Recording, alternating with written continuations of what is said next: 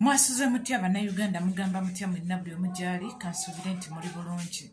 Olunaku olwaleero ebintu bingi nnyo. Tulina kkooti y'e Masaka, tulina luupu mu paliamenti olw'etteeka eri abannayuganda okuba nti no bawozesebwa mu kkooti y'amagye. Byonna olunaku olwaleero gye biri. N'ensonga esinza okundeeta sitera nnyo kwogera, njogera naye olumu ntera ebimu n'embireka abala ne mwogera, buli omu n'ayogera, buli omu n'ayogera. Naye si buli omu nti bannange kigenda okugenda mu maaso ogenda kuba okitegeera oba kikukwatako okukyogerako. Mulekerawo okuvuma abantu. Bannange okuvuma abantu si ye politics gwe twetaaga. Bannange okudda ku muntu n'omuvuma si kye kigenda okununula eggwanga. Omukulembeze waffe Robert Kyagulanyi Ssentamu buli lunaku atukubiriza tukozese amaloboozi gaffe naye nga si mu kuvuma. Tukozese intaneti naye nga si mu kuvuma, si mu kutyoboola, si mu kukakkanya. Omuntu bw'oba owulira nga tokkiriziganya naye tomuvuma. Byayogedde bireke tobiwuliriza, bireke awo bw'oba owulira nga tokkiriziganyiza nakyo. Naye buli bw'okwata essimu n'ogyetunuzaamu olw'okuba ggwe oyagala oluupu akole ky'oyagadde.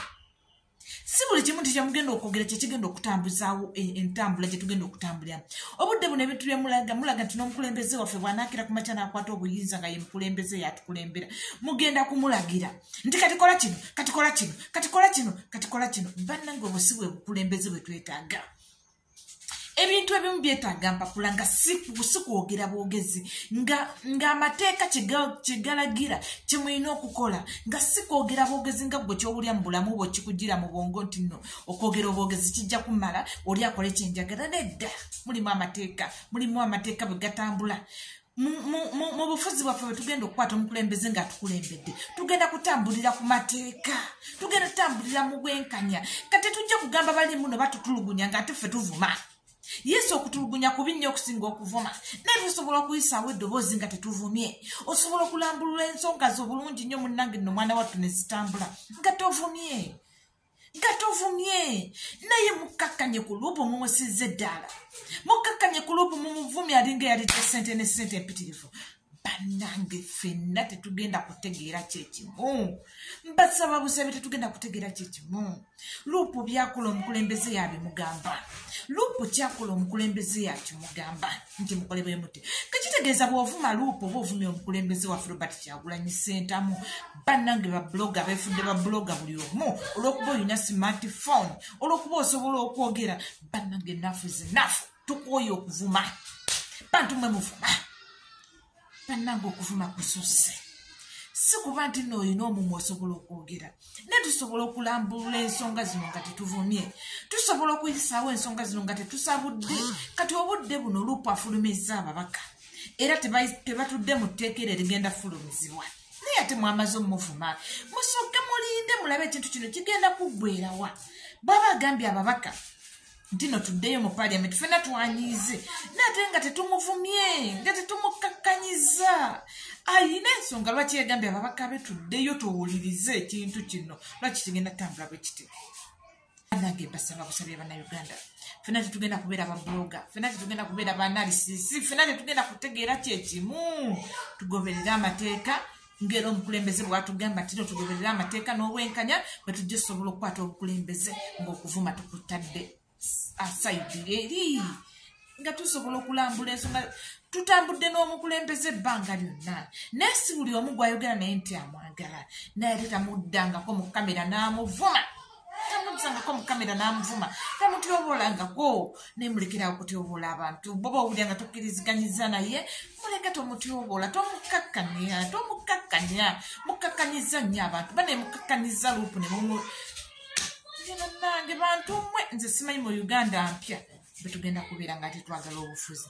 Mbasaba ffenna tubeere bakkakkamu, tubeere bagonvu, tuwulirize ensonga nga bwe twagala okuzikwata.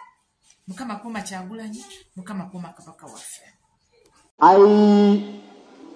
I am very hard pressed, together with my colleagues, for us to sit here and participate in a sham process. And I'm calling it a sham process because it is pretentious. When you bring a bill here, you should give it time for people to have their input. But you are saying we don't want your input, we are going to pass the bill as is. That's why, Right Honourable Speaker, you did not weigh in on the committee to give adequate time to the stakeholders. That means this is pretentious, this is a sham for these two bills, the UPDF Amendment Bill and the Political Parties Amendment Bill. So, Right Honourable Speaker, myself together with my colleagues, we are hard pressed to participate in this sham process. So we shall leave you here to participate in your sham process, to process your bill, pretending that you are getting the input of the people of Uganda and yet not. Thank you, Honourable Speaker. I will take my leave because I don't want to participate in this sham process. Thank you. Thank you. Have a blessed day. Have a blessed day. Honourable members, next item. Item 4. Item 4 on the order paper. Honourable members, you recall that on Wednesday, 14th May 2025, Honourable Nakud Faith tabled the private members' bill, the Political Parties Amendment Bill 2025 for the first reading. Yes, Jonah. Honourable members, can we have free sitting? Can we have free sitting? Justice, Shadow Justice. Thank you, Right Honourable Speaker. Madam Speaker, about Honourables tubeebazira tuboozaayoza tweyanziza nnyo tweyanzeege kutuula ne mututeekera amateeka naddala omuntu wa bulijjo akkirizibwe atwalwe mu kkooti y'amaki y'amagye kigambo kya bugezi nnyo lyetteeka okuliisa gwa mutima gwa ggwanga guba mutima gwa ggwanga naye Mwarabu aga nti man hafara hufurata li akhihi yenna asimira muganda we ekinnya wakaa fiihi afundikira yakiguddemu kigambo kya Mwarabu kekakutanda n'osimira munne ekinnya bifundikira gwe kiguddemu mbayudayo edda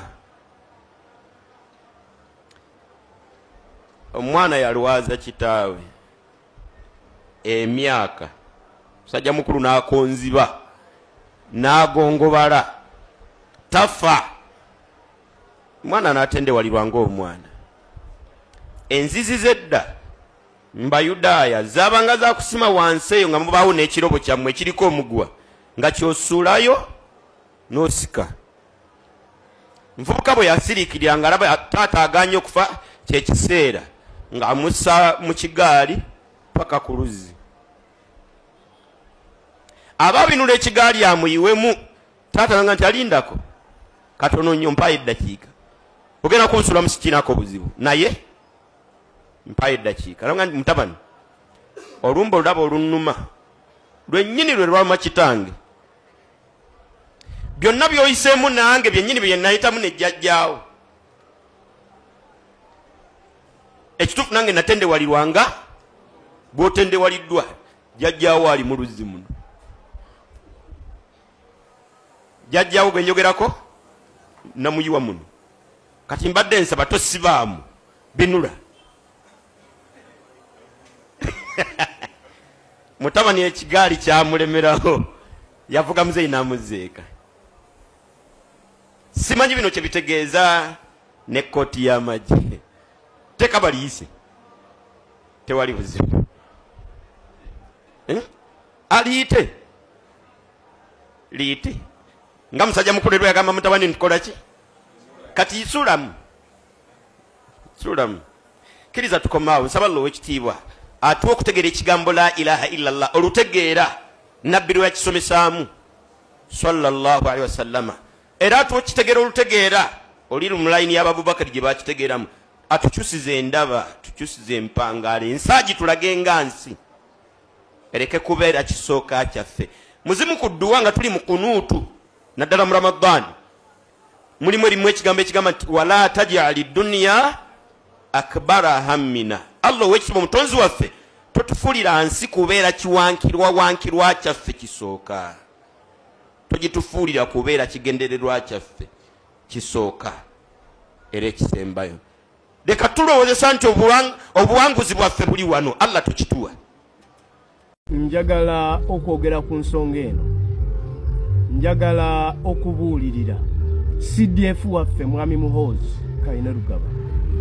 Nze Bishop Tomusange ndi Mityana North. Njagala kwogera gy'oli ebigambo by'oyiwandiika ku Twitter. Ebigambo ebyo kisooka bikuma mu bantu omuliro. Bisiga obukyayi. Nga bw'owandiika nogaa oli omuyigiriza Lunyankole. Bisiga obukyayi mu mawanga. Naye nkukubiriza ssebo. Oyinza okubanga olwaleero olina obuyinza, olina amaanyi, aye taatawo ye president. Naye nsaba okkakkane kubanga ensi eno tekungulwa. Ensi eno Katonda yagituteekako naye tugiriko kaseera buseera ate olunaku lumu tugenda kugivaako.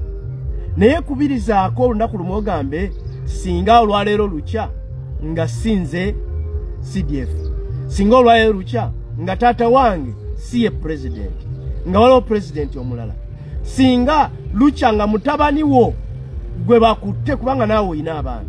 Nga mutabani wo gwe bakutte ne bagaa ali mu basement bamubonyaabonya bamutulugunya banyigiriza eddembe lye gwe wandiwulidde otya.